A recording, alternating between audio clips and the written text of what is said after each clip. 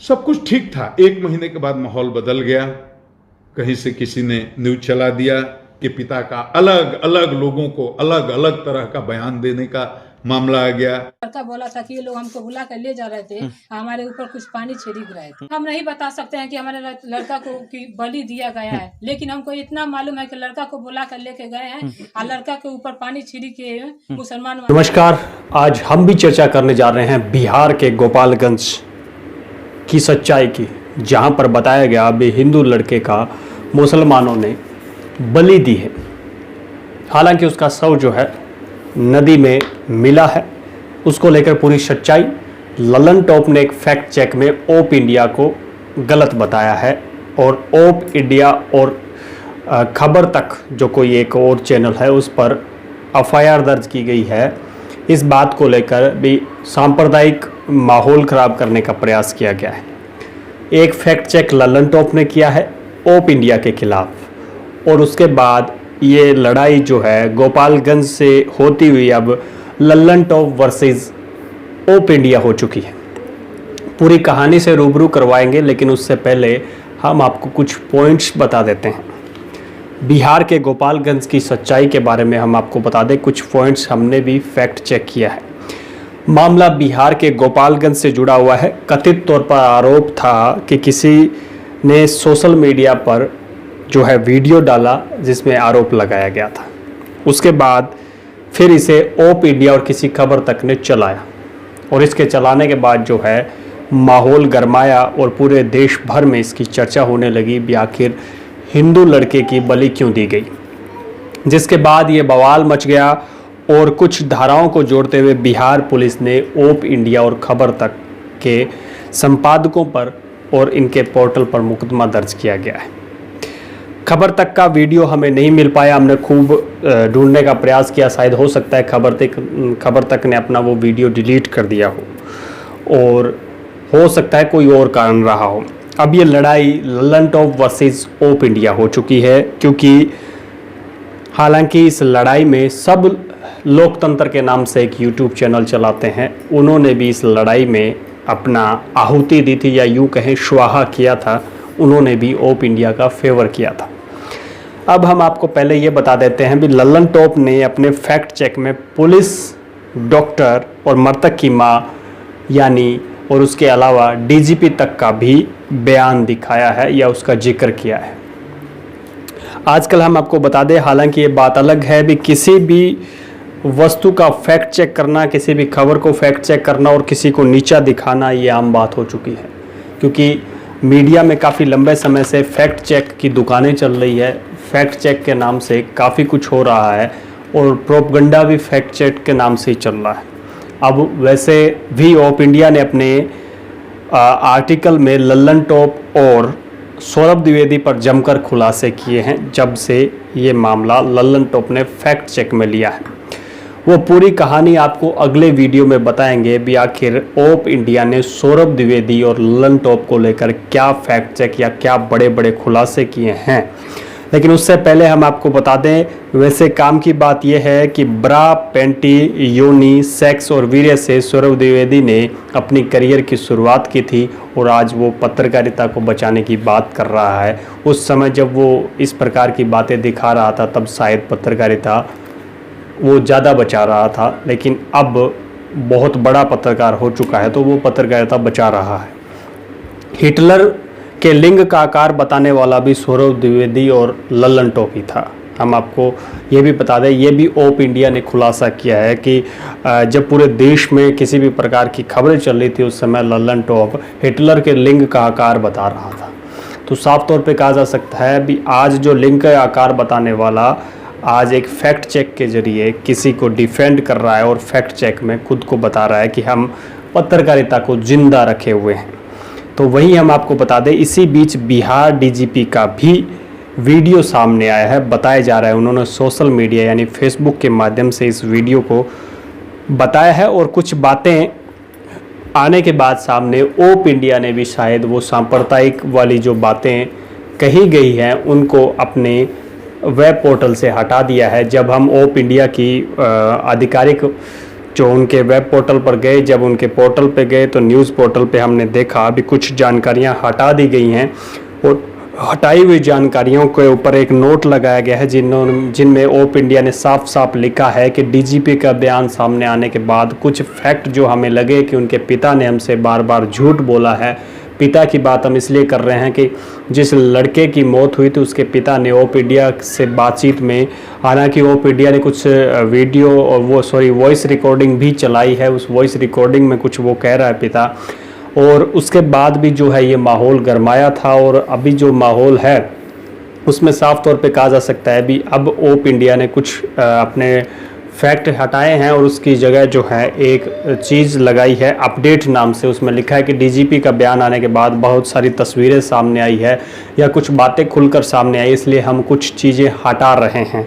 तो साफ तौर पे कहा जा सकता है जरा इस मामले को समझने का प्रयास करते हैं भी आखिर ये मामला क्या है। हम आपको बता दें गोपालगंज के पास कटैया थाना पड़ता है और कटैया थाना में एक शख्स है जिसका नाम था रोहित जायसवाल, जो 28 मार्च 2020 को गायब हुआ था और 29 मार्च को गांव से 3-4 किलोमीटर दूरी पर एक नदी में उसकी लाश बरामद की गई थी। अब ये देखने वाली बात यह है भी 28 और 29 मार्च की बाद आज 16, 17, 10 मई से बात कैसे उठी है। ये उठने का सबसे बड़ा कारण ये है सोशल मीडिया पर मृतक के परिजनों द्वारा हेल्प मांगी गई थी और उसी के बाद ये मामला उठा और एक बार बहुत यानी करीबन अप्रैल और मार्च के बाद अप्रैल और मई यानी काफ़ी समय बीत जाने के बाद अचानक ये मामला उठा और एक धीरे धीरे सांप्रदायिक माहौल इसका बनना तय हो गया था, क्योंकि बलि को लेकर भी कुछ चीज़ें सोशल मीडिया पर स्क्रीनशॉट डाले गए थे। तो साफ तौर पे कहा जा सकता है भी इसे सांप्रदायिक रंग देने का प्रयास किया गया उनके परिजनों द्वारा। उसके बाद जो है ओप इंडिया ने उनके माध्यम से वो खबरें चलाई थी। ओप इंडिया ने सिर्फ उनके पिता के आधार पर वो खबरें चलाई थी, हालांकि उसको लेकर ओप इंडिया ने अपने जो अकाउंट्स है या जो अपने वेब पोर्टल्स हैं अपने बहुत सारी जगहों पर उन्होंने स्पष्टीकरण के तौर पर ऑडियो चलाए भी हैं। हालांकि ओप इंडिया बार बार कह रहा है कि हम वो रिकॉर्डिंग ऑडियो नहीं चलाना चाहते थे, उसके बावजूद भी हमें चलाना पड़ा। चलाने का सबसे बड़ा कारण ये था कि जो है हमें अपनी बात रखनी ज़रूरी थी, क्योंकि हम काफ़ी समय से इस चीज़ पे हमें डिफेंड किया जा रहा था भी हमने अपनी तरफ से कोई प्रोपगंडा चलाया है। हालांकि ओप इंडिया ने इस प्रोपगंडा चलाने की बात से इनकार किया है। और हम आपको बता दें मृतक के पिता और बहन ने वीडियो डाला था जिसमें न्याय की गुहार लगाई गई थी। हालांकि इसी बात को लेकर गोपालगंज के कटैया थाना अधिकारी को, हालांकि जब वो थाने पर गए तो उनके परिवार के साथ मृतकों के परिजनों के साथ दुर्व्यवहार किया गया था, जिसका एक वीडियो वायरल हुआ था जिसको भी शायद ओप इंडिया ने दिखाया था और वो वीडियो आप देख चुके हैं।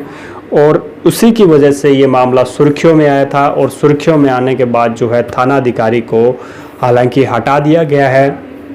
तो साफ तौर पे कहा जा सकता है अभी ओप इंडिया और लल्लन टॉप के फैक्ट चेक के मामले में अब धीरे धीरे इस मामले ने फिर से तूल पकड़ लिया है। हालांकि ओप इंडिया ने कुछ चीज़ें जो हैं अपने सामग्री जो हैं अपने वेब पोर्टल से हटाई है, तो वही लल्लन टॉप अजब तरीके के खुलासे कर रहा है। फैक्ट चेक में उसकी माँ का दर्द दिखा रहा है। उसके अलावा माँ, हालांकि उस फैक्ट चेक में उसकी माँ साफ कह रही है अभी बलि का हमें पता नहीं है, लेकिन हमारे बेटे के साथ कुछ ना कुछ गलत हुआ है और पुलिस भी उसी के आधार पर जांच कर भी रही है। और वही बात करें डीजीपी के आज का बयान हम आपको सुना ही देते हैं। उस बयान को अगर आप जाते जाते पूरा सुनेंगे तो शायद कहानी कुछ और समझ में आ जाएगी।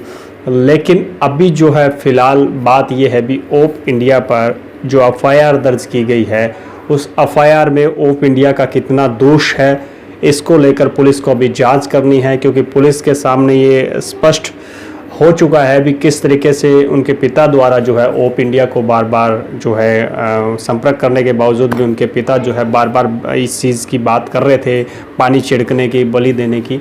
तो साफ तौर पे कहा जा सकता है इसको सांप्रदायिक माहौल किसने दिया या फिर सांप्रदायिक रंग किसने दिया या फिर इसे किस आधार पे चलाया गया, ये जांच पुलिस की है। लेकिन इस प्रकार के जो मुकदमे हैं वो कहीं ना कहीं मीडिया को कमज़ोर करने वाले हैं, क्योंकि हालांकि ऑप इंडिया ने बार बार कहा है कि उन्होंने सिर्फ उनके पिता की बातों को लेकर ही खबर चलाई थी या फिर उनके पिता की शब्दों पर खबर चलाई गई थी, क्योंकि मीडिया का एक दायित्व बनता है किसी गरीब किसी मजलूम की आवाज़ अगर दब रही है तो उसे उठाया जाए।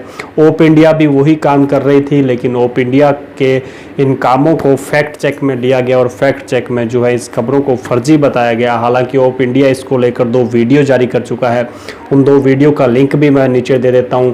उसके अलावा आपको इस पूरी डिस्क्रिप्शन में आपको लल्लन टॉप के फैक्ट चेक का भी लिंक मिल जाएगा और ऑप इंडिया की दोनों खबरों का भी लिंक मिल जाएगा, जिसमें एफआईआर दर्ज और उसके बाद ऑप इंडिया के संपादक जो है वो फिर सामने आए थे। तो ये चीज़ें जो है फैक्ट चेक में आ चुकी है। उसके बाद जो है अब पुलिस क्या करती है इस मामले में ये देखने वाली बात रहेगी, लेकिन कहीं ना कहीं वो लिबरल गैंग या फिर यूं कहें वो तमाम जो लोग हैं जो कहीं ना कहीं एक मीडिया पर किसी भी प्रकार की बात होने पर वो मीडिया की आज़ादी पर प्रहार या जो हाय तौबा करने वाले जो कपड़े फाड़ने वाले जो पत्रकार हैं वो कहीं नज़र नहीं आ रहे।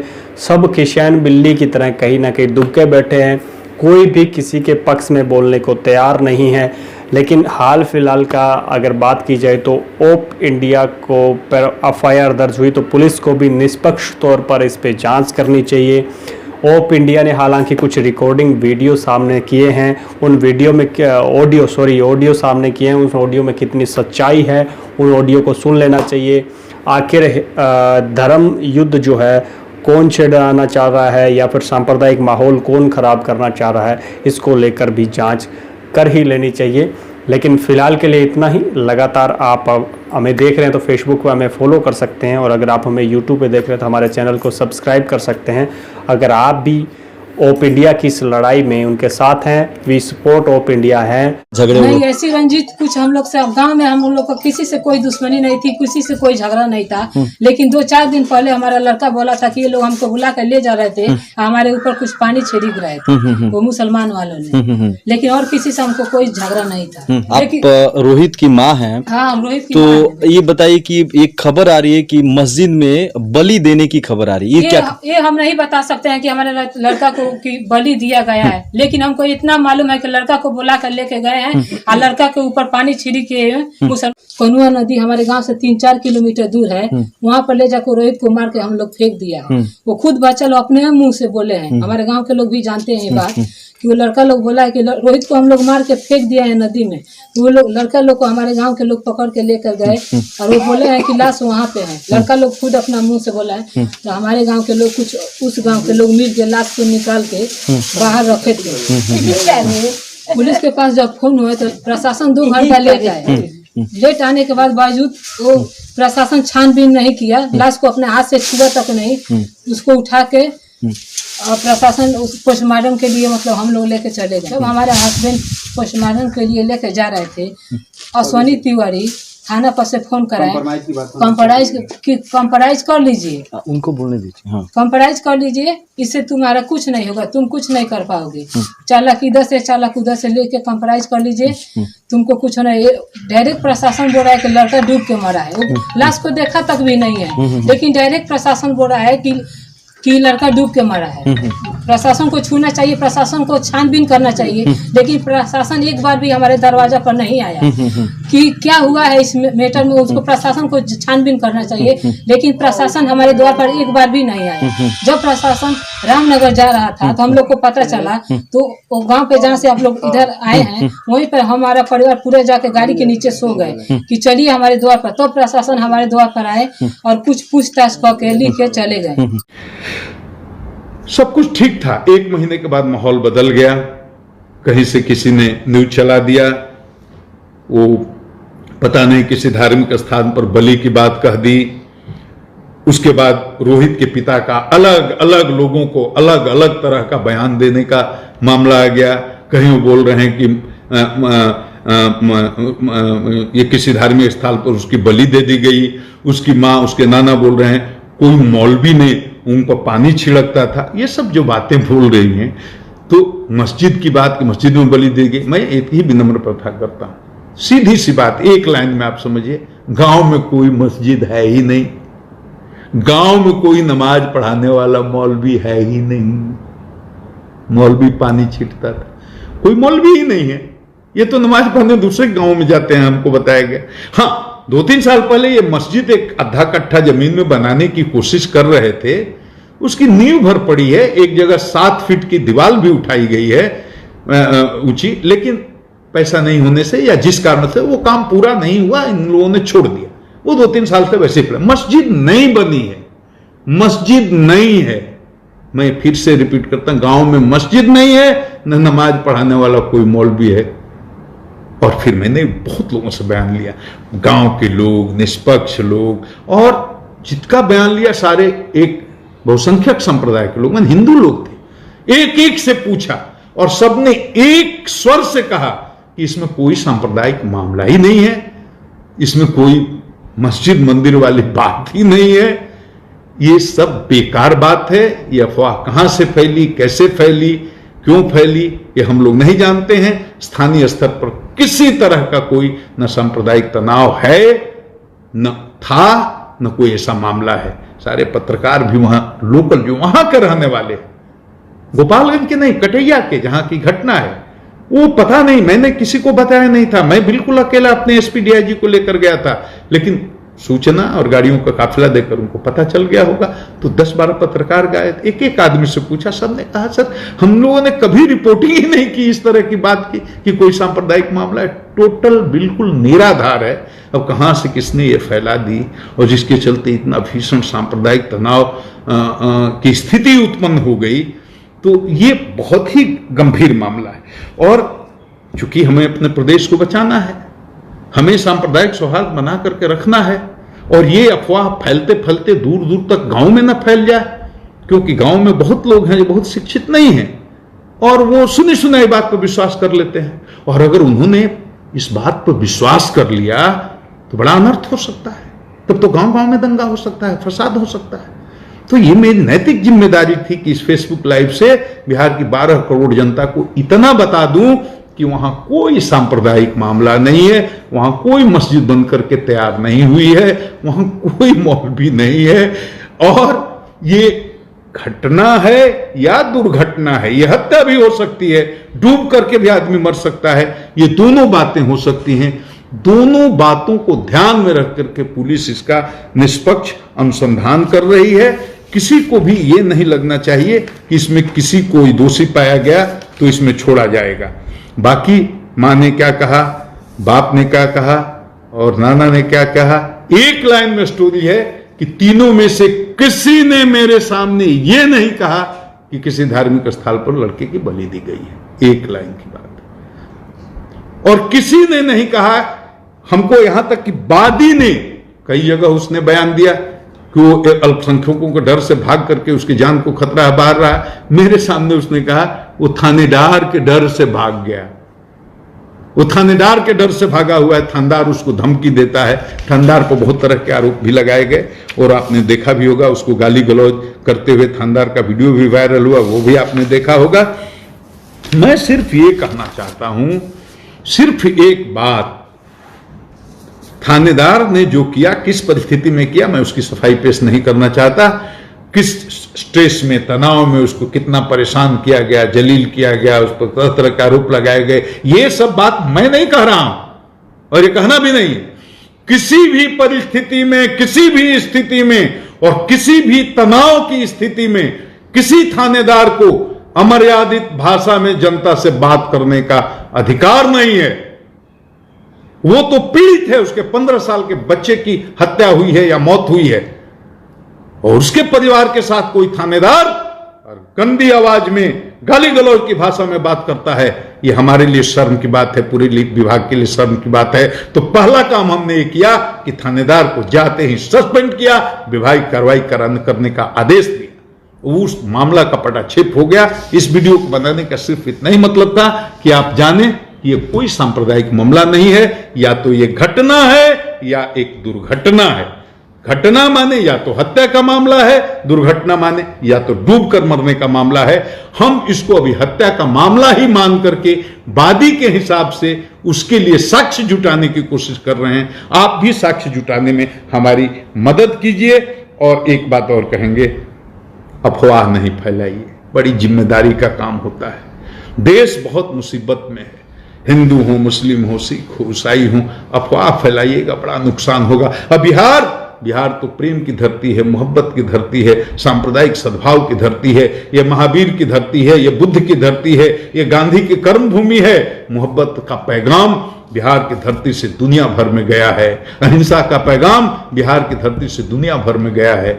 हम बिहार को बचाने में हमारी मदद कीजिए, सहयोग कीजिए। और हमारी बात किसी को बुरी लगी हो या किसी को अच्छी नहीं लगी हो तो मैं क्षमा चाहता हूं। बहुत लोगों के सवाल होंगे, बहुत तरह के सवाल होंगे। मेरे लिए फेसबुक पर किसी सवाल का जवाब देना संभव नहीं हो पाता है, इतना व्यस्त आदमी हूं। मैंने स्थिति स्पष्ट कर दी कि केस घटना हुई है, 15 साल का एक बच्चा हमने खोया है, वो हमारा ही बेटा था। लेकिन अब वो हत्या का मामला है या डूब करके मरने का मामला है, हम उस पर साक्ष्य का कि जुटा रहे हैं, अनुसंधान जारी है और एकदम निष्पक्ष न्याय होगा। मैं इतना ही कह करके आप सबों को प्रणाम करता हूं। गुप्तेश्वर पांडे जी।